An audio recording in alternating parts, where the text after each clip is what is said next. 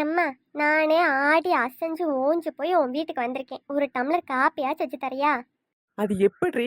உன் வீட்டுக்கு வந்தா ஒரு பச்சை தண்ணி கூட எடுத்து தர மாட்டீங்க. அம்மா வீட்டுக்கு வந்தா மட்டும் உங்களுக்கு வக்கனையா ஆக்கி போட்டுக்கிட்டே திரியணும். நீ அந்த மாதிரி இடத்துல கட்டி கொடுத்துருக்க, நான் என்ன பண்றது? நான் என்ன பண்ணேன்? வசதியான இடம் சொல்லி நான் கட்டி கொடுத்தேன். கடைசியில பார்த்தா எனக்கே மரியாதை இல்லாம போயிடுச்சு. அதுக்கு தான் என்னைய மாதிரி பொண்ணு எடுத்துட்டு போயிடணும். நம்மளையோட கீழே இருந்தாலும் பரவாயில்ல, நம்மளையோட வசதியா இருந்தாங்க கொஞ்சம் கூட மதிக்கவே மாட்டாங்க. அதுக்கு போயும் போய் உனக்கு மாதிரிலாம் பொண்ணை பார்க்க கூடாதா? நல்லா போய் பிடிச்சிருக்கீங்க பாரு அந்த ஓட்ட ஊர்ல போய். ஊர் உலகத்துல எல்லாம் பொண்ணே அந்த மாதிரி சரோஜா ஊர்ல போய் பிடிச்சிருக்கீங்க. அவ்வளவு அக்கறை இருந்துச்சுன்னா உன் தம்பிக்கு நீயே பொண்ணு பார்க்க வேண்டியதானே?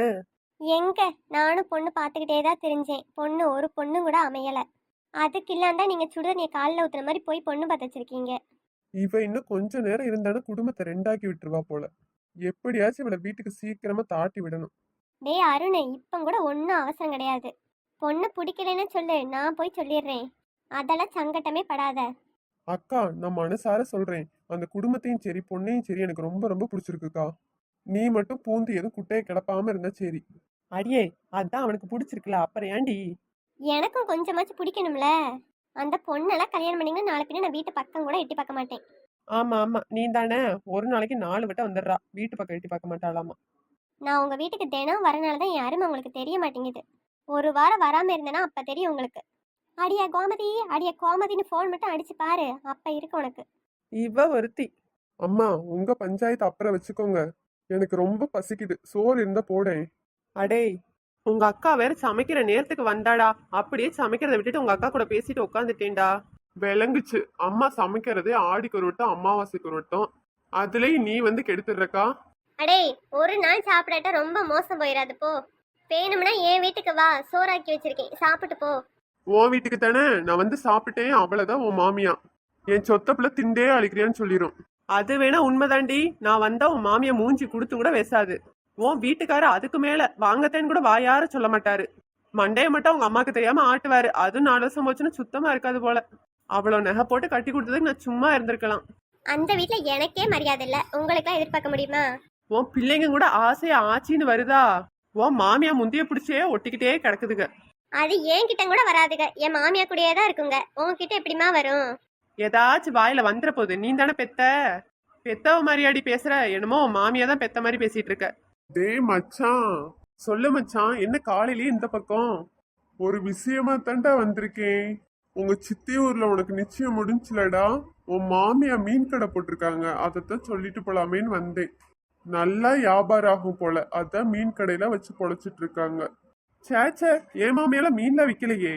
டேய், நான் என்ன பொய்யா சொல்றேன்? உங்க சித்தி கூட அங்கதான் நின்றுட்டு இருந்தாங்க, வேணும்னா போன் பண்ணி கேட்டுப்பாரு. மாப்பிள்ளையோட ஃப்ரெண்டு சொல்லி எனக்கு கூட 1 கிலோ மீன் கொடுத்துட்டு இருக்காங்கடா. ரொம்ப நல்ல மனசா இருக்காங்க. நான் கூட சொன்னேன் உங்க மருமகனுக்கு மீன்னா ரொம்ப ரொம்ப பிடிக்கும்னு. ஐயோ, இவன் வேற நேரங்காலம் தெரியாம வந்து பேசிட்டு இருக்கானே. என்னது, மீன் வித்துட்டு இருக்காளுங்களா? கரும கரும, என் மானத்தை வாங்கறதுக்காகவே வந்திருப்பாளுங்க போல. டேய், என்னடா சொல்ற? நெசமாத்தானா? அட ஆமாமா, நான் என்ன பொய்யா சொல்றேன்? இதுல பொய் சொல்லி நான் என்ன பண்ண போறேன்?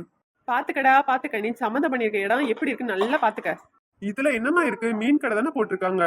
ஆமா ஆமா, தெருல உட்காந்து மீன் வித்து நம்ம மானத்தெல்லாம் கெடுக்கிறாளுங்க. சும்மாவே உங்க அக்கா அந்த வீட்டுல சம்மந்தம் பண்ணதுக்கு ஆடுறா, இதுல வேற இப்படி எல்லாம் பண்ணிக்கிட்டு கிடக்காளுங்க. காசு இல்லைன்னா வாயை திறந்து கேட்க வேண்டியதானே? கல்யாணத்துக்கு முன்னாடியே இப்படி, கல்யாணம் ஆனதுக்கு அப்புறம் என்ன பண்றது? அச்சச்சோ, தேவையில்லாத வேலை பண்ணிட்டனோ, நம்ம மச்சான் நம்மளை தொலைச்சான் போ. இந்த சரோசாக்கு போன் அடிச்சு என்னன்னு கேட்கணும் பாரு. அந்த சம்பந்தமே வேணாம் சொல்லிடணும். வேற பக்கம் பொண்ணை பாத்துக்கலாம். அதைத்தான் நானும் சொல்லிக்கிட்டே இருக்கேன், அந்த சம்மந்தம் வேணாம் வேணாம்னு. யாராச்சும் கேக்குறீங்களா?